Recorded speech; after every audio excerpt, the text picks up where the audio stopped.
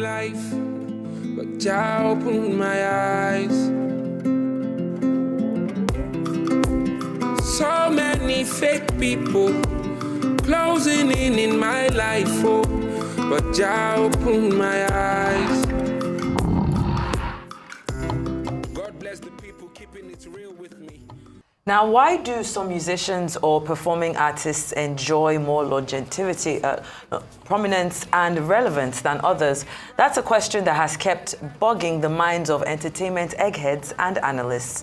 Well, here in Nigeria, one of such artists who appears to have ticked all the boxes in that category is Olanrewaju Ogumefun, better known by his stage name Vector, a rapper, singer, and songwriter. Well, Vector joins us now for a quick conversation about his creative process and how he crafts lyrics that resonate with both the streets and intellectuals. We also want to take him up on his role in using music as a tool for social change, addressing issues like governance, youth empowerment, and mental health. His journey in the industry, how he has been able to maintain relevance over the years, and the evolution of Nigerian hip-hop, as well as his views on the global recognition of Afrobeats and how rap fits into that narrative. There's so much to unbundle in so short time, but we are welcome you to our studios, Vector. Good Thanks morning. for having me. I was there trying to... Good morning. Good morning, guys. How are you? Happy New Year. Happy New Year to you. Good morning. I don't even know where to start. There's so many questions. But let's start with this. I mean, you are someone that has been in the industry for such a long time, like years. But like I said in my intro, you're still very, very relevant. You released a new body of work in November that's doing really well. I want you to just touch on like where you're at now and looking back on young Larry and where you've come, kind of like reflecting on that. Do you feel like you are in a space where you think about the Nigerian entertainment industry, like seeing it grown and like it's actually made an impact thus far? Oh yeah, I think anybody can arguably say the music scene has experienced growth. So I guess the answer to your question would be yes. I mean, checking from when I started to where I'm at right now, there's been a lot of improvements. I mean, we can get better with intellectual property conversations, but it's been so far decently good. So are you in a space where you feel, I mean, because we know the rise of Afrobeats, now it seems, I mean, I won't say rise because it's obviously been there for a while, but the international recognition of Afrobeats, this whole back and forth about beats, or the Afrobeats with an S or without an S, you know, even trying to fit African Nigerian music into a box. As someone who sings, who writes, who raps, who produces, who plays musical instruments, do you think we're focusing on the wrong conversation, or is that something that we need for self-identity? That's, if I'm getting you clearly, that's so differentiating Afrobeats from Afrobeats and everything. I feel like I might just take that answer from the angle of we're dynamically gifted. So anyone, as long as it makes sense, you know, but we must then also learn how to apportion respect appropriately. So if it's Afrobeat, so what Fela has done, let's apportion respect to it appropriately. But then whatever that person else is doing, let's apportion respect to it appropriately, and I think it will be fine. So yes, it's a good look, but King Sunny Ade has been on David Letterman way before now. He's been on American TV shows since the 90s. Absolutely. So if anything, I feel like it's always just been, there's been the greatness in Nigeria. There's been the greatness in Nigeria, and every form of it, at this point, yes, give me every form of respect. Afrobeats, give me that respect. Afrobeats, give me that respect. So it's a good look regardless. Yeah, nothing is perfect, but it's a good look regardless, if you ask me. I think part of what Shaitan was trying to That's his favorite topic. is you're a rapper, you're a singer. Yes. You know, part of the intro talked about longevity.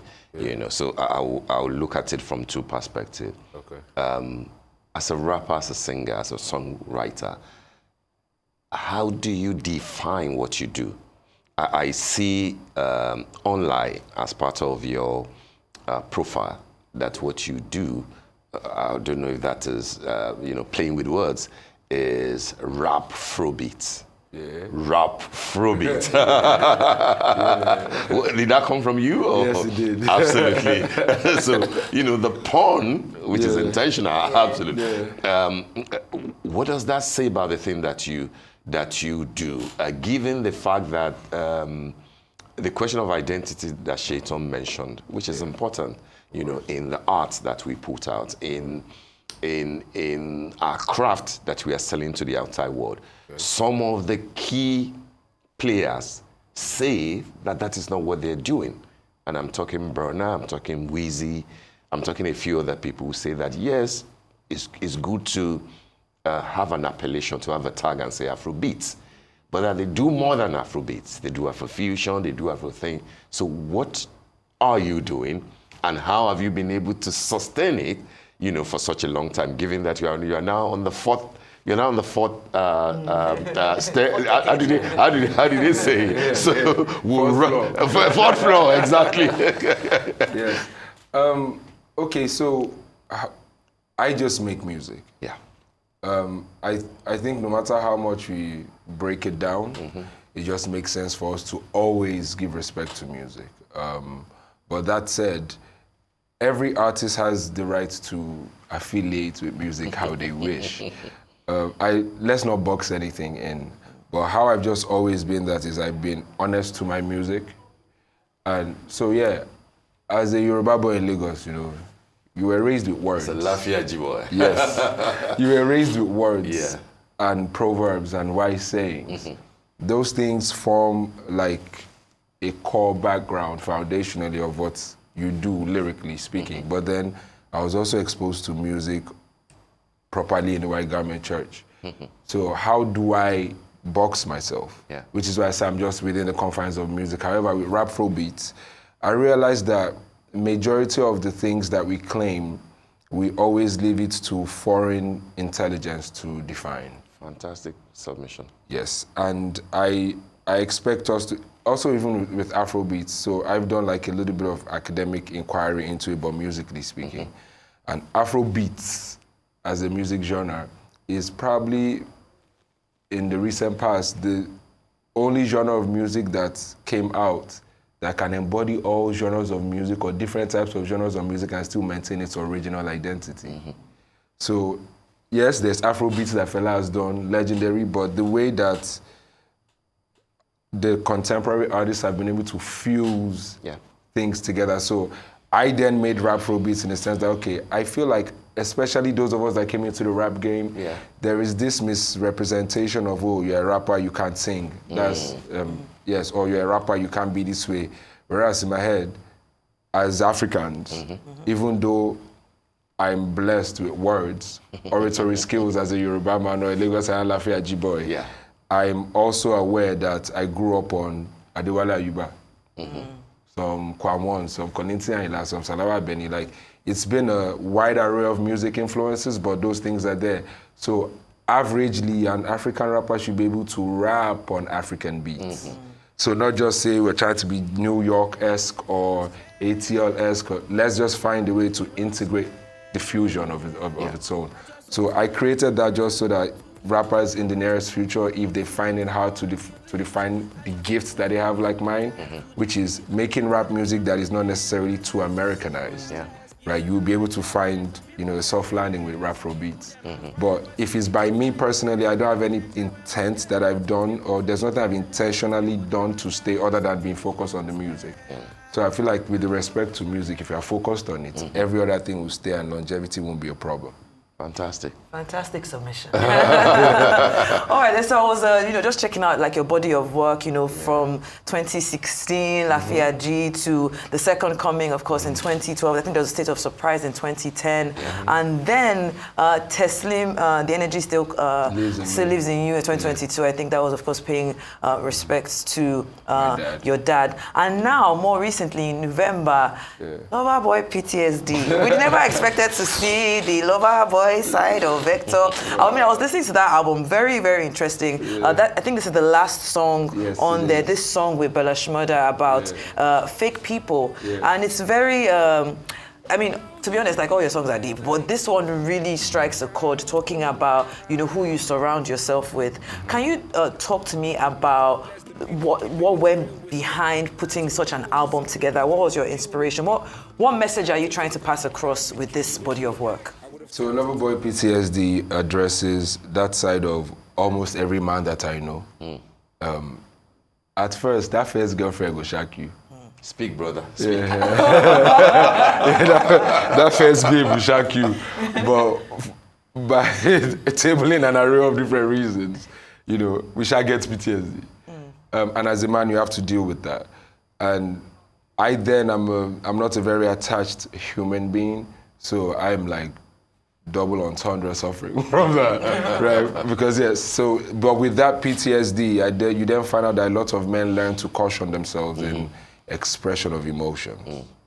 So it's a Loverboy's PTSD, but coming from an angle of, so I know my dad, you know how you're a man and you know that your dad is a fine man. When all your female friends always say he's a fine man, right? Even at your sister's wedding, like, oh my God, your dad is a fine. So in my head, that's also one of the things. A man that is so attractive will also meet a lot of stories. And those stories are, in the world of today, most likely going to cause more PTSD. So in my head, it just sums up to, yes, love is important, but let's not forget the fact that the experience whilst going through love also shapes us. Yeah. So if you see me and I'm a bit stuck up according to you, or maybe I'm not as interested apparently as you'd expect, it's not because of anything other than, say, for example, my experience. Yeah. So I take my time to observe before I engage. What do they say? Observe, not absorb. Yeah. Victor, I mean, I'm enjoying this conversation, and I like the fact that you made reference to your identity as a Yoruba man, the role that language plays in your lyrics and in your art, the oratorical power of as part of your heritage. I like that, and I see it in your music, particularly in many of your intros. In Lafiaji, for example, you see, if you've been like a church boy, you hear Yoruba, you hear praise chants, the sort of thing that I believe Wheezy tried to do with Murayo, with the Wasiu thing, bring a bit of culture, an unusual part of art into your music, and I applaud that. So that made me want to ask, how did you find music, or how did music find you? But then you also dropped something, the white garment, the church part of you, and therefore this is a combo. Do you think that the social scene in Lagos and Southwest Nigeria, and to an extent, greater part of Nigeria, has paid enough respect to how the White Garment Church, especially, has contributed to sustaining the vibe that we get in music, not just gospel music, in juju, in hip hop. It's undeniable. And I think that people do not pay enough attention to it or enough respect to it. You grew up from that background. Do you think that, how will you describe the contribution? So in the music scene, they don't play with celeb boys. That I know. Like, there is no music setting I've been in, and they've mentioned the music capacity or ability of the instrumentalists from the White Garment Church. There is no music scene that I've been in that they've not respected celeb boys. Especially drummers, right? So it's maybe externally it may not be so, but then maybe because their encounter with, say, white garment musicianship, for example, their encounter with it is not as direct as mine. So within the circles I'm in, whether in the Redeemed Church, whether in the Catholic Church, anywhere, the shadows say celeb boys, sha, right? So I think that the respect is there within the confines of music.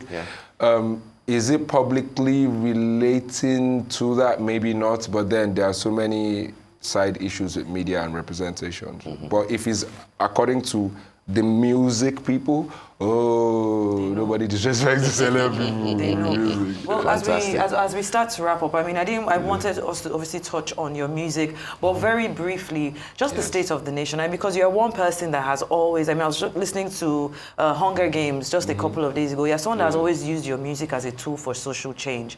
Is this something that you're still going to keep on doing? Is this something you're shying away from? Have you put your hands in the air and just given up on Nigeria? How do you feel about the current state of the nation right now? So, because the current state of the nation is one, and even in that one, there are a lot. So, things are left, things are right.